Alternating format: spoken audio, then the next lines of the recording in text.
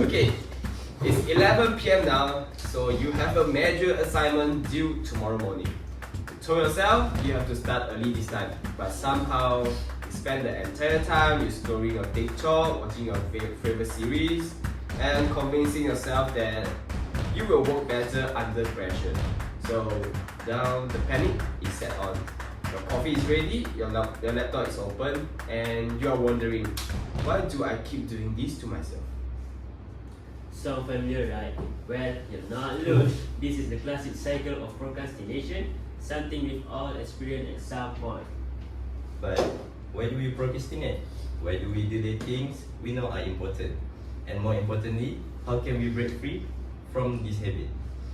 So today in this episode, we are diving into the psychology of procrastination, the science behind why we delay the task, what happens in our brains, and practical strategy to stop procrastinating for good. So, if you are someone who constantly find themselves stuck in the cycle of I will do it later, so this episode is for you. Let's get started.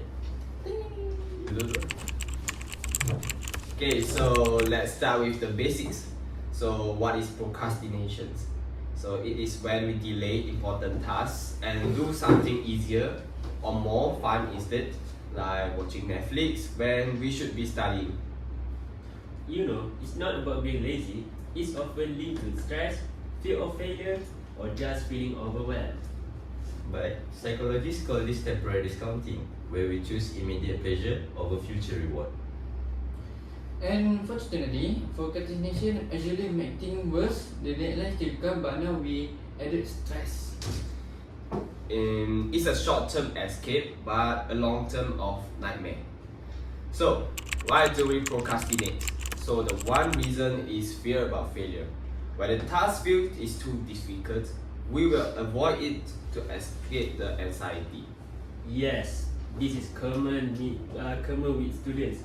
If an assignment seems too hard, we delay starting it because we're afraid of doing it badly.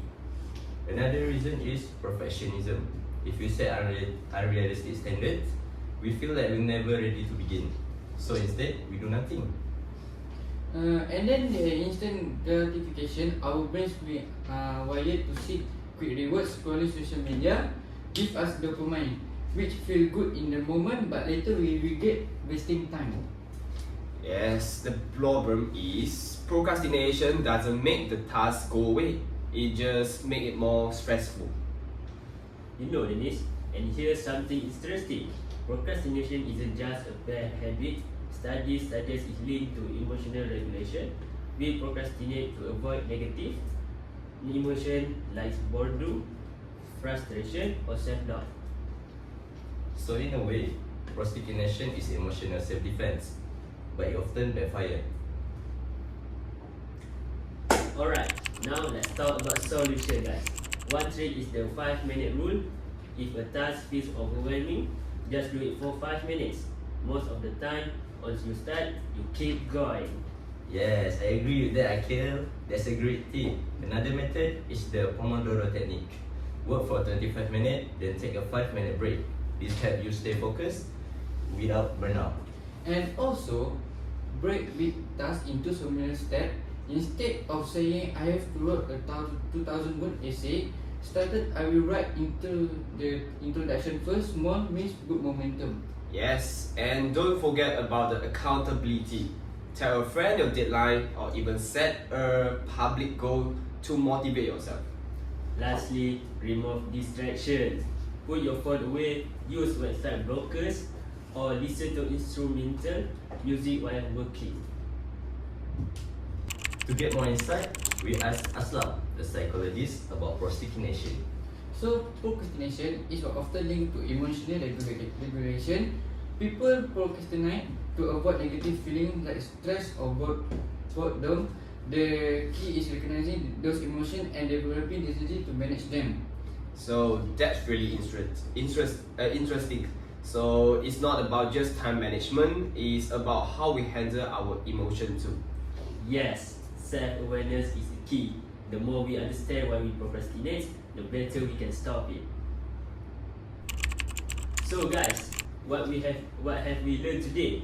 Procrastination isn't about laziness, is often caused by fear, perfectionism, and the need for instant gratification. But the good news is we can beat it. The 5-minute rule, Pomodoro technique, and breaking tasks into steps are great way to stay proactive. And also next time if you feel like procrastinating, try one of these strategy. You might be surprised how much you can accomplish. So that's a wrap for today's episode. Thanks for listening to our podcast. Don't forget to like, share, and subscribe. See you next time.